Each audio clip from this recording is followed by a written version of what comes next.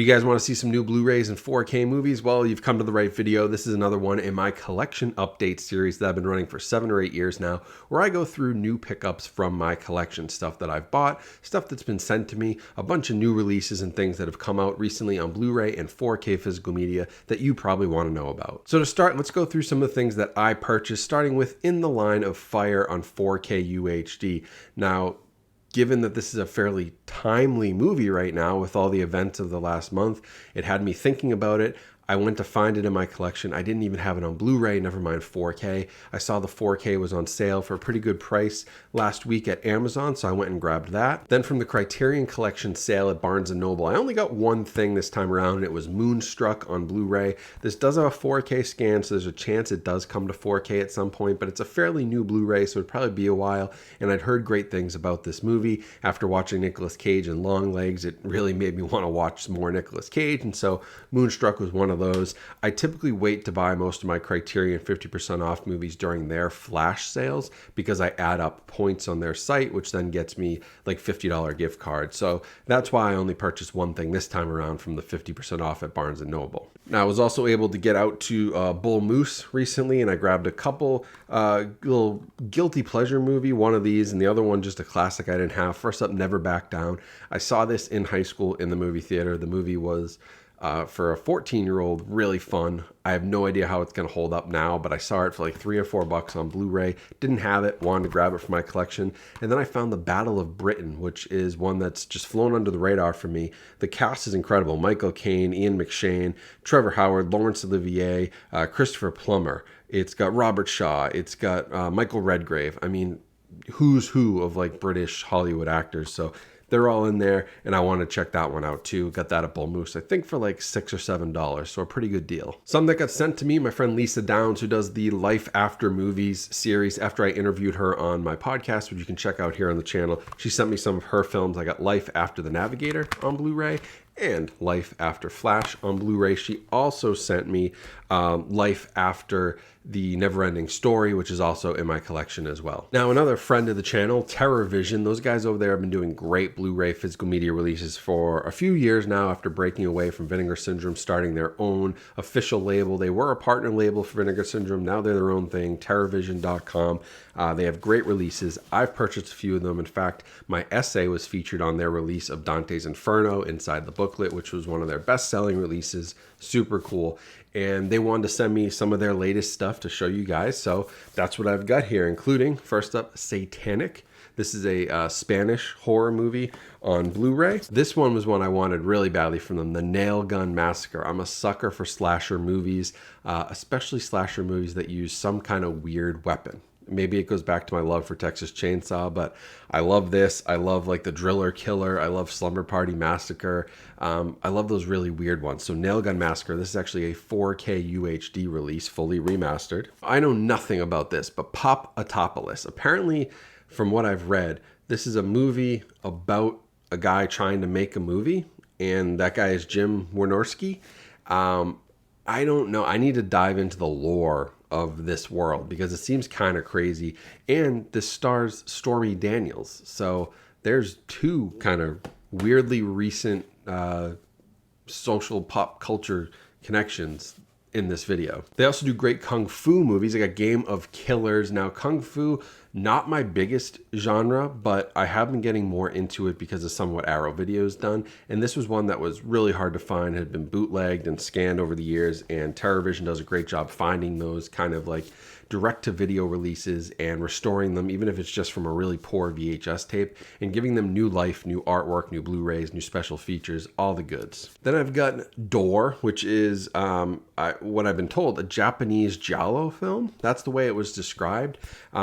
I have not seen this, but I do love Japanese horror, stuff like Audition or The Grudge or The Original Ring or One Missed Call and that trilogy. Like, I like those movies, so I'm very interested in checking out Door. And then they also sent me Door 2. So I'm going to dive deep into the Door series, which is definitely one that I'm not aware of. But again, Terra Vision is definitely like more of a niche direct-to-video, shot-on-video stuff, some really obscure horror. They do a great job with those types of movies. And then their newest label, which is Graveface Films, Ryan Graveface, the guy he's behind Terra Vision with Brad Henderson, he has a new label, and this is a fairly recent Japanese film, 2023, called River. Now, I looked this up, I watched a couple clips of it. It seems very, very interesting. It's definitely a kind of art house, more film festival type movie, but that's I kind of like that weird stuff. So I would definitely say like Terra Vision, is it going to be for everybody in the mainstream collector? Like, no, but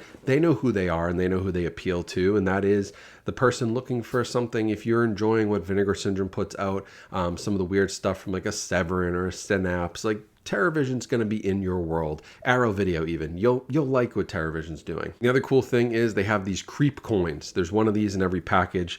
And when you get a certain amount of them, there's a little bit of a rewards program I wanted to shout out for them. So when you get 8 of these, you can pick any cassette of your choosing. At 10, you get a Blu-ray or a vinyl record. At 25, you can get a custom Garbage Pail Kid trading card. At 30, you get a VHS mixtape. Like, they have all sorts of different levels of rewards, and you get one of these with each release, and then you can literally mail them to them and redeem them for really cool items, tickets to even their festival, like really cool stuff. So they're a cool newer guy on the scene, newer label on the scene now with Graveface Films as well. And of course, if you like music and especially some of the horror soundtracks or some of the more like indie type stuff, they have LPs, they have cassettes, they have a ton of other things under the Terra Vision label as well. Blu-rays are just one of the pieces of physical media that they sell, and they also have a physical location too if you want to go check them out. Now, before we go any further, I want to take a second and shout out a follower of the channel, Mike Makaroff, who just released his short film, The Dog, or a rapidly condensed guide to treading water. Now, like I said, love a good short film. I love going to film festivals, seeing what people create, and I especially love when it's somebody who's a fan of the channel. So Mike's film is out there now. It's about 15 minutes long. It can be seen on YouTube. I'll put the link down in the description. But it's sort of this short anthology of a film about a body parts insurance salesman. So think like if you're a very famous violinist, right? You know, people insure their hands. Like if I lose my hands for whatever reason, or my hands stop working, I can't play the violin, I lose my business, I lose my financials, that sort of thing. And so there's kind of this, strange kind of weird angle to that world, which is a true thing.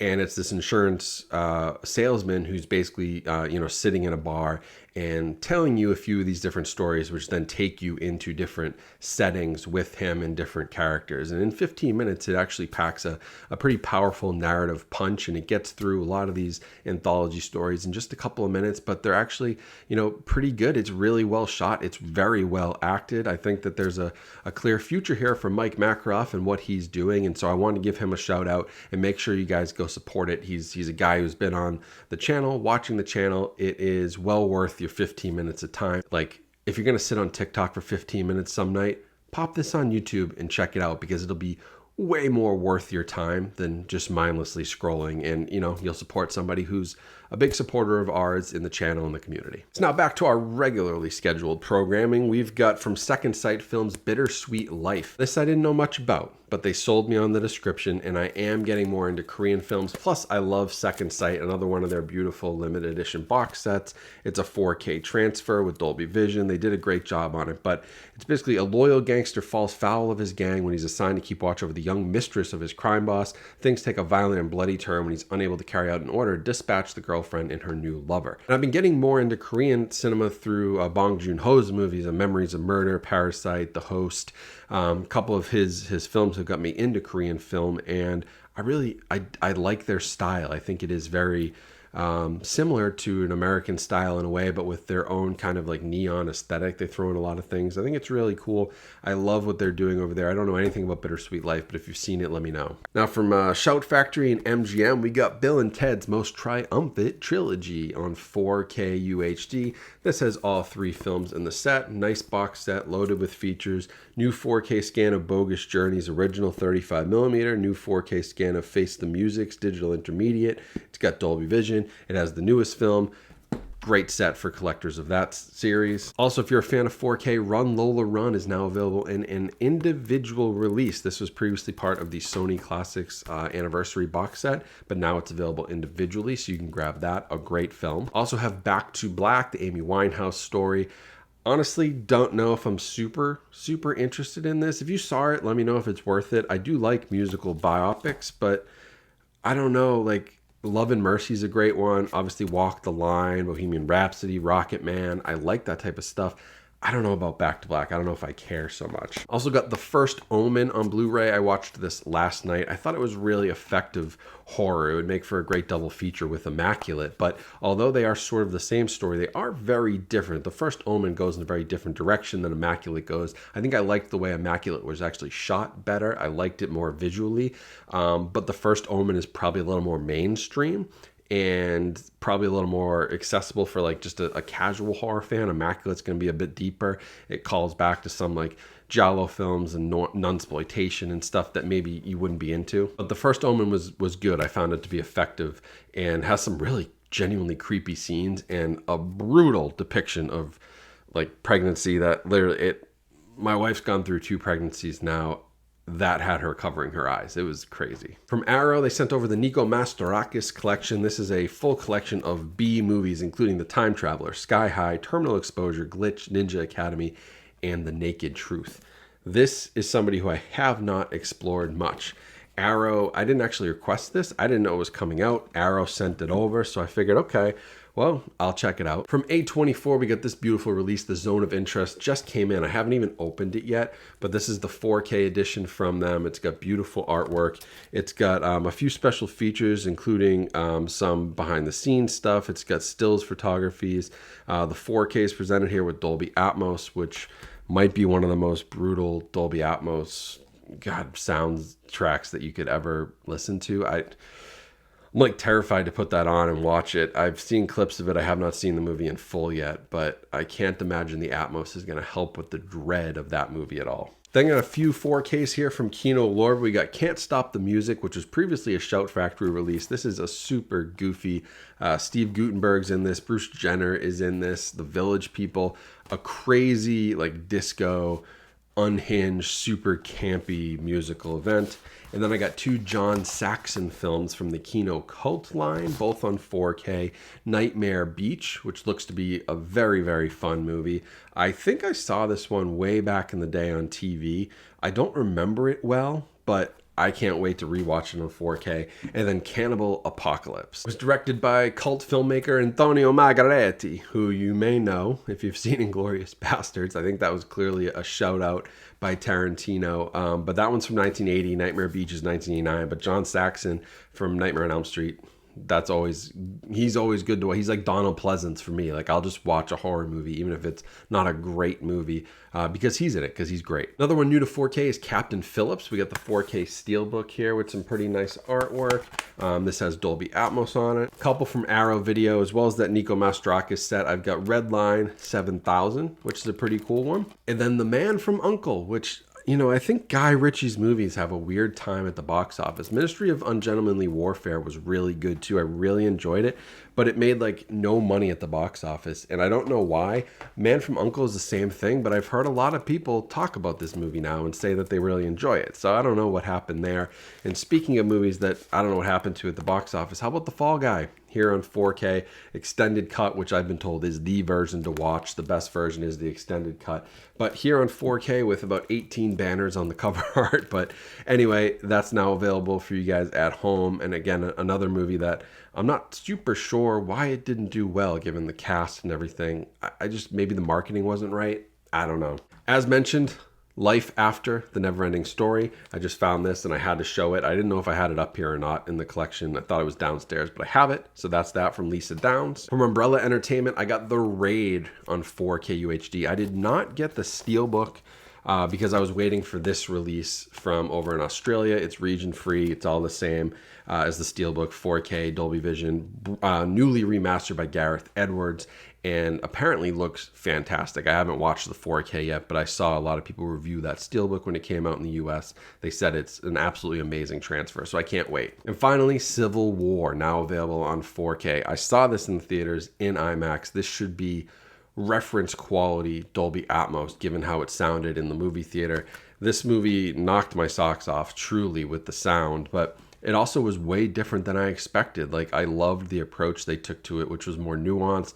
It wasn't just red versus blue. We're going to show what Civil War would look like in America. It wasn't just like war porn. It was a really great look at the human side of what a civil war would look like, the journalistic side of what that would look like, the impact that this would have on, the small towns. And then, of course, at the end, we get that big bombastic battle that you've been waiting for, which truly is some of the best 20 minutes of pure action that I've seen in a movie in a very long time. It had me locked in, and I thought it was gritty, realistic, dramatic, and probably a bit violent, but really, after an hour and a half, finally showed you, like, here are the horrors of what that would look like. And yeah, nobody in their right mind should want this in any country, never mind the United States. It's not a good thing. So that's what I've picked up lately on 4K, on Blu-ray, stuff I bought, stuff that got sent out, stuff that was, Terra Vision was so kind to send some stuff to show off on the channel. I love working with all these different companies. There's so many great boutique labels coming out. A24's cranking stuff out now. They just announced, I saw the TV Glow is coming to Blu-ray. Kino and Kino Cult and all the 4Ks they're doing. Arrow Video diving deep into B movies like Terra Vision, diving deep into even new catalog releases like The Man from U.N.C.L.E. on 4K, from Warner, the Redline 7000 from Paramount doing some licensing.